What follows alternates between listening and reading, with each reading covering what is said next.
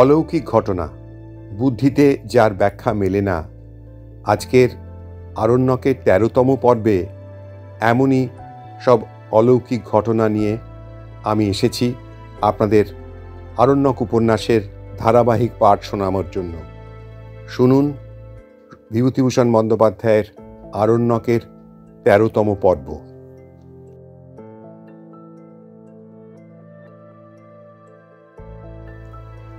রামচন্দ্রের অবস্থা দিন দিন খারাপ হইতে লাগিল। ক্রমশ সে ঘোর উন্মাদ হইয়া উঠিল। সারা রাত্রি চিৎকার করে, বকে, গান গায়। ডাক্তার আনিয়া দেখাইলাম, কিছুতেই কিছু হইল না। অবশেষে তাহার এক দাদা আসিয়া তাহাকে লইয়া গেল। এই ঘটনার একটা উপসংহার আছে, যদিও তাহা ঘটিয়াছিল বর্তমান ঘটনার 7-8 মাস পরে, তবুও এইখানেই তাহা বলিয়া রাখি। এই ঘটনার 6 মাস পরে চৈত্র মাসের দিকে 2টি লোক কাছারিতে আমার সঙ্গে দেখা করিল। একজন বৃদ্ধ, বয়স 60-65 কম নয়, অন্যটি তার ছেলে, বয়স 20-22। তাদের বাড়ি বালিয়া জেলায়। আমাদের এখানে আসিয়াছে চরিমহাল ইজারা লইতে, অর্থাৎ আমাদের জঙ্গলে খাজনা দিয়া তাহারা গরু মহিষ চড়াইবে। অন্য সব চরিমহাল তখন বিলি হইয়া গিয়াছে।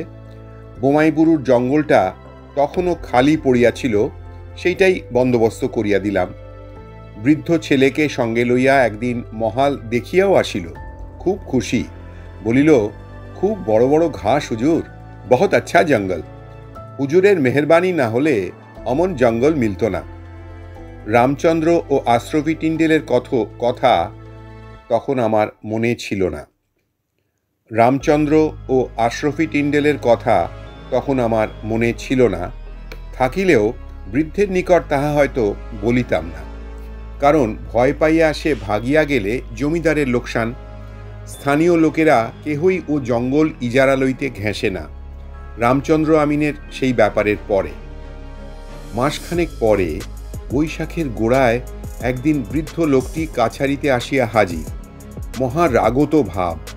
তার পিছনে সেই ছেলেটি কাঁচুমাচু ভাবে দাঁড়াইয়া। বলিলাম, কি ব্যাপার? বৃদ্ধ রাগে কাঁপিতে কাঁপিতে বলিল, এই বাঁদরটাকে নিয়ে এলাম হুজুরের কাছে দরবার করতে।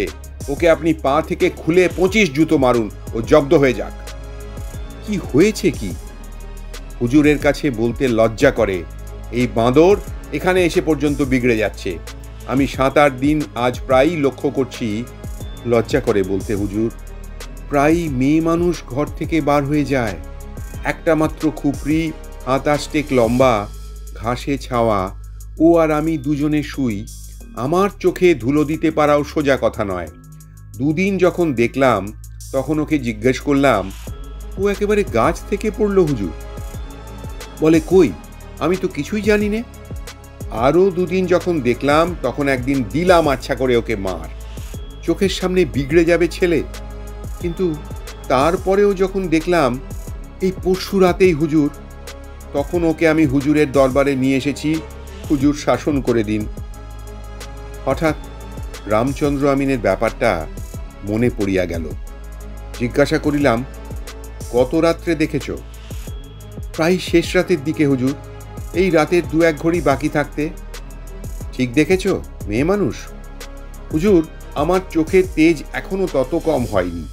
জরুর মেয়ে মানুষ, বয়সেও কম।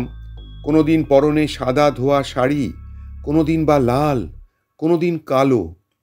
একদিন মেয়ে মানুষটা বেরিয়ে যেতেই আমি পেছন পেছন গেলাম। কাশের জঙ্গলের মধ্যে কোথায় পালিয়ে গেল টের পেলুম না। ফিরে এসে দেখি ছেলে আমার যেন খুব ঘুমের ভান করে পড়ে রয়েছে।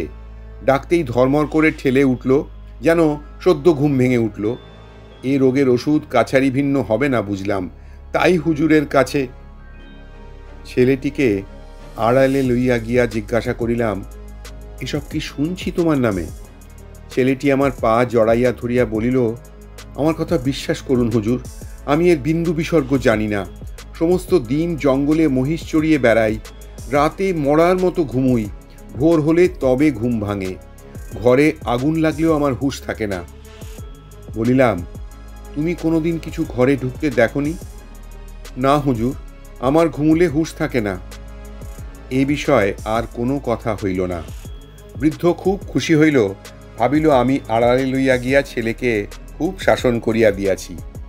দিন 15 পরে একদিন ছেলেটি আমার কাছে আসিল, বলিল, হুজুর, একটা কথা আছে। সেবার যখন আমি বাবার সঙ্গে কাছারিতে এসেছিলাম, তখন আপনি ও কথা জিজ্ঞেস করেছিলেন কেন, যে আমি কোনো কিছু ঘরে ঢুকতে দেখেছি কিনা? কেন বলো তো? হুজুর, আমার ঘুম আজকাল খুব সজাগ হয়েছে।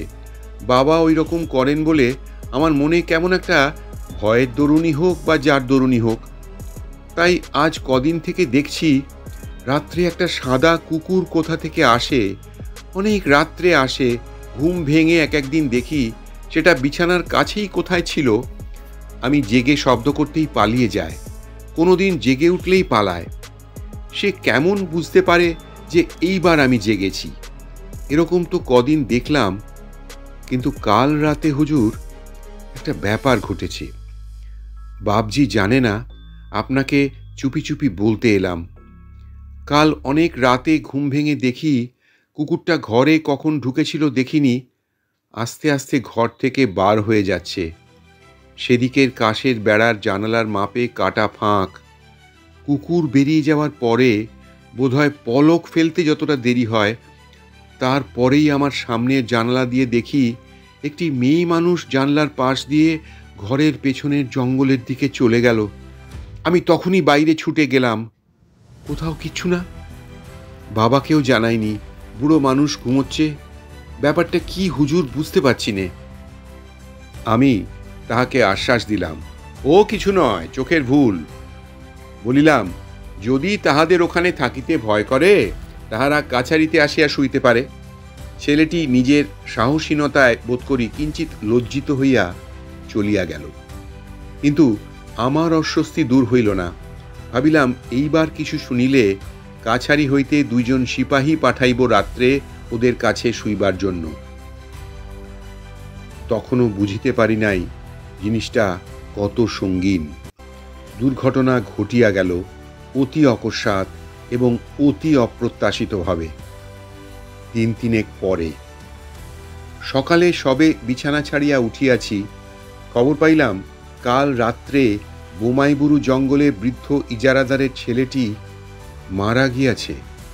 ঘোড়ায় চড়িয়া আমরা তখনই রওনা হইলাম।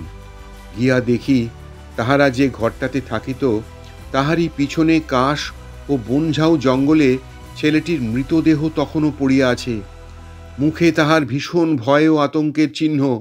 কি একটা বিভীষিকা দেখিয়া আঁতকাইয়া যেন মারা গিয়াছে। বৃদ্ধের মুখে শুনিলাম, শেষ রাত্রির দিকে উঠিয়া ছেলেকে সে বিছানায় না দেখিয়া তখনই লণ্ঠন ধরিয়া খোঁজাখুঁজি আরম্ভ করে, কিন্তু ভোরের পূর্বে তাহার মৃতদেহ দেখিতে পাওয়া যায় নাই। মনে হয় সে হঠাৎ বিছানা হইতে উঠিয়া কোনো কিছুর অনুসরণ করিয়া বনের মধ্যে ঢোকে, কারণ মৃতদেহের কাছে একটা মোটা লাঠি ও লণ্ঠন পড়িয়াছিল।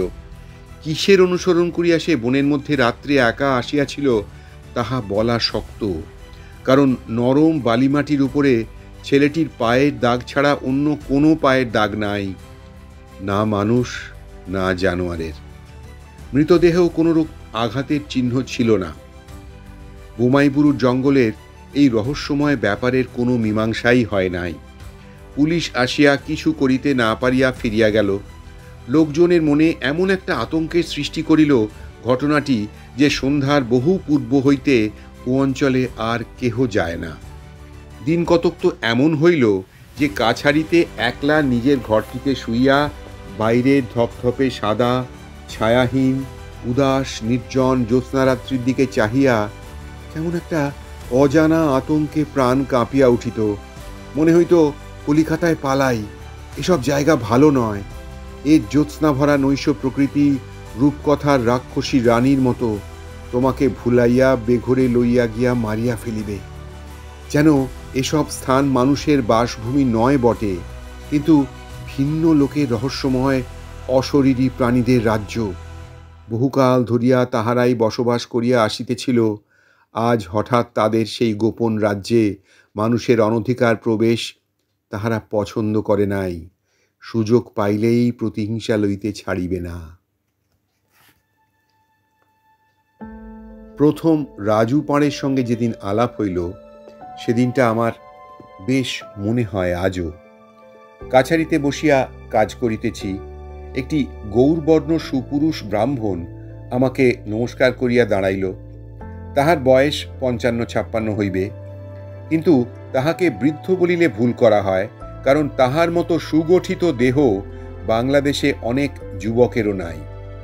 কপালে তিলক, গায়ে একখানি সাদা চাদর, হাতে একটা ছোট পুঁটুলি। আমার প্রশ্নর উত্তরে লোকটি বলিল, সে বহুদূর হইতে আসিতেছে, এখানে কিছু জমি বন্দোবস্ত লইয়া চাষ করিতে চায়। অতি গরিব, জমির সেলামি দিবার ক্ষমতা তাহার নাই। আমি সামান্য কিছু জমি স্টেটের সঙ্গে আধা ভকরায় বন্দোবস্ত দিতে পারি কিনা। এক ধরনের মানুষ আছে, নিজের সম্বন্ধে বেশি কথা বলিতে জানে না, কিন্তু তাহাদের মুখের ভাব দেখিলেই মনে হয় যে সত্যই বড় দুঃখী। রাজু পাঁড়েকে দেখিয়া আমার মনে হইল, এ অনেক আশা করিয়া ধরমপুর পরগনা হইতে এত দূর আসিয়াছে জমির লোভে। জমি না পাইলে কিছু না বলিয়াই ফিরিয়া যাইবে বটে, কিন্তু বড়ই আশাভঙ্গ ও ভরসাহারা হইয়া ফিরিবে।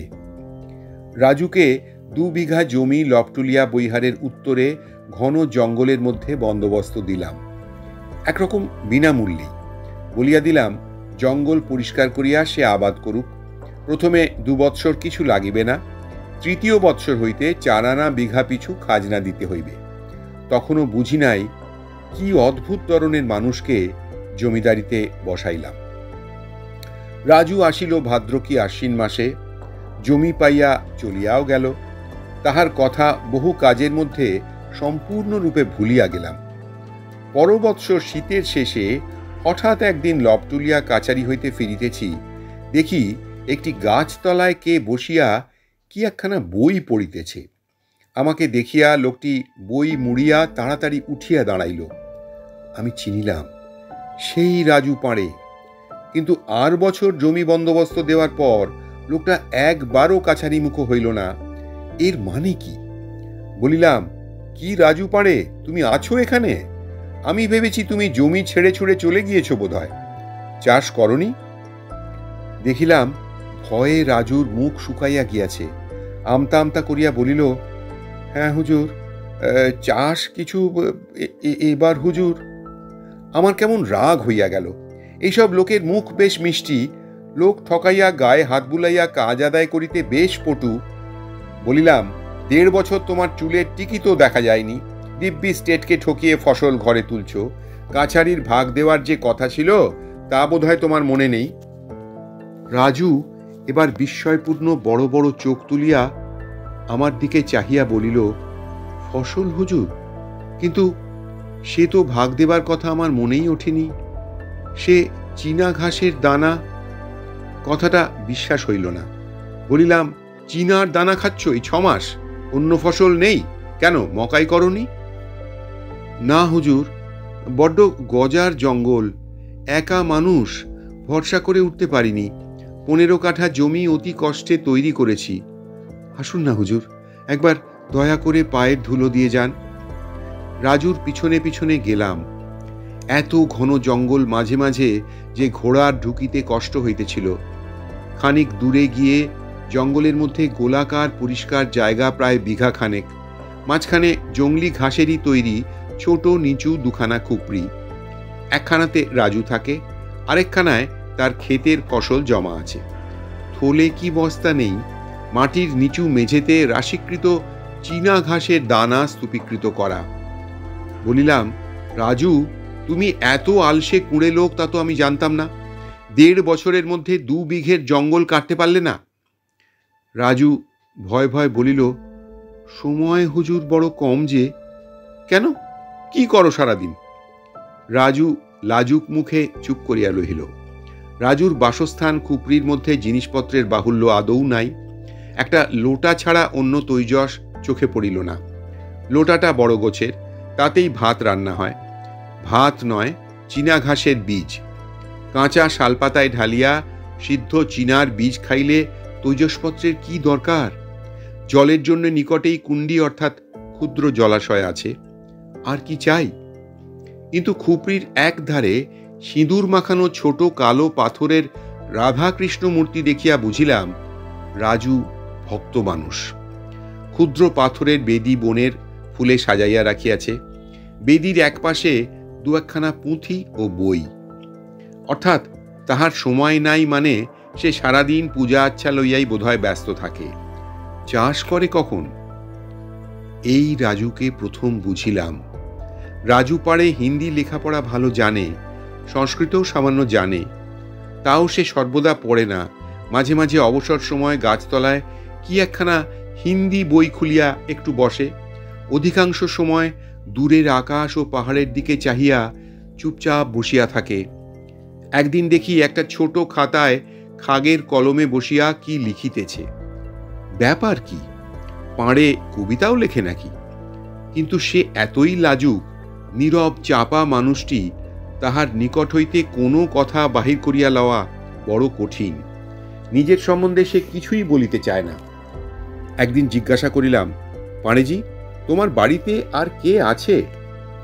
সবাই আছে হুজুর, আমার 3 ছেলে, 2 লেড়কি, বিধবা বহিন। তাদের চলে কিসে? রাজু আকাশের দিকে হাত তুলিয়া বলিল, ভগবান চালাচ্ছেন। তাদের দুমুঠো খাওয়ানোর ব্যবস্থা করব বলেই তো হুজুরের আশ্রয়ে এসে জমি নিয়েছি। জমিটা তৈরি করে ফেলতে পারলে, কিন্তু 2 বিঘে জমির ফসলে অত বড় একটা সংসার চালাবে, আর তাই বা তুমি উঠে পড়ে চেষ্টা করছো কই? রাজু কথার জবাব প্রথমটা দিল না। তারপর বলিল, জীবনের সময়টাই বড় কম হুজুর। জঙ্গল কাটতে গিয়ে কত কথা মনে পড়ে। বসে বসে ভাবি, এই যে বন জঙ্গল দেখছেন, বড় ভালো জায়গা। ফুলের দল কতকাল থেকে ফুটছে আর পাখি ডাকছে। বাতাসের সঙ্গে মিলে দেবতারা পৃথিবীর মাটিতে পা দেন এখানে। টাকার লোভ, পাওনা দিনার কাজ যেখানে চলে, সেখানকার বাতাস বিষিয়ে ওঠে, সেখানে ওরা থাকেন না। কাজেই এখানে দা কুড়ুল হাতে করলেই দেবতারা এসে হাত থেকে কেড়ে নেন। কানে চুপি চুপি এমন কথা বলেন যাতে বিষয় সম্পত্তি থেকে মন অনেক দূরে চলে যায়।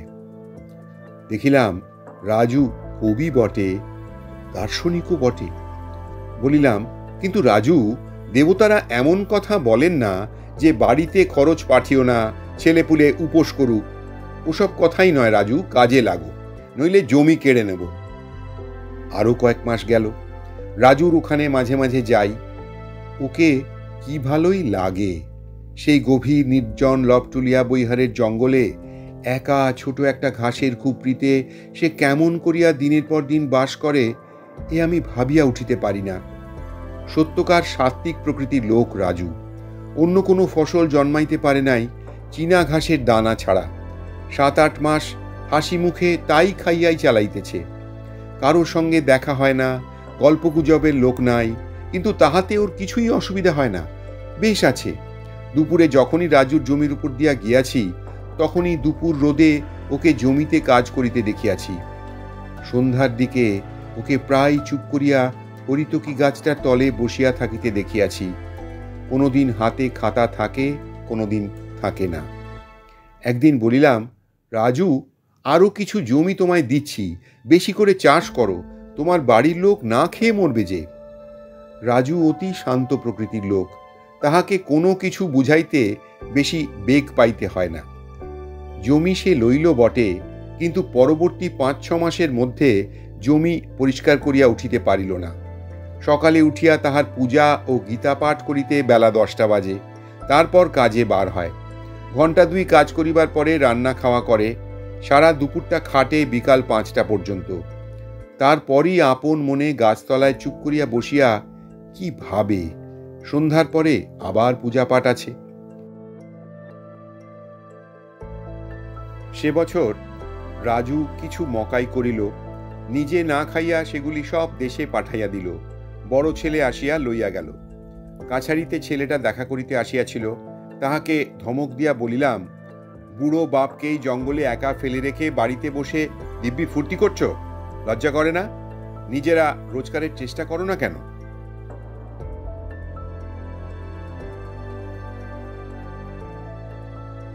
আজকের মতো শেষ করলাম আরণ্যক উপন্যাসের ১৩তম পর্বের পাঠ। পরবর্তী পর্বে আরও অনেক আকর্ষণীয় ঘটনা ও চরিত্র নিয়ে ফিরে আসব। আমার পাঠ ভালো লাগলে একটা লাইক করে দেবেন আর আমার চ্যানেলটি সাবস্ক্রাইব করে দেবেন। সকলে খুব ভালো থাকবেন। নমস্কার।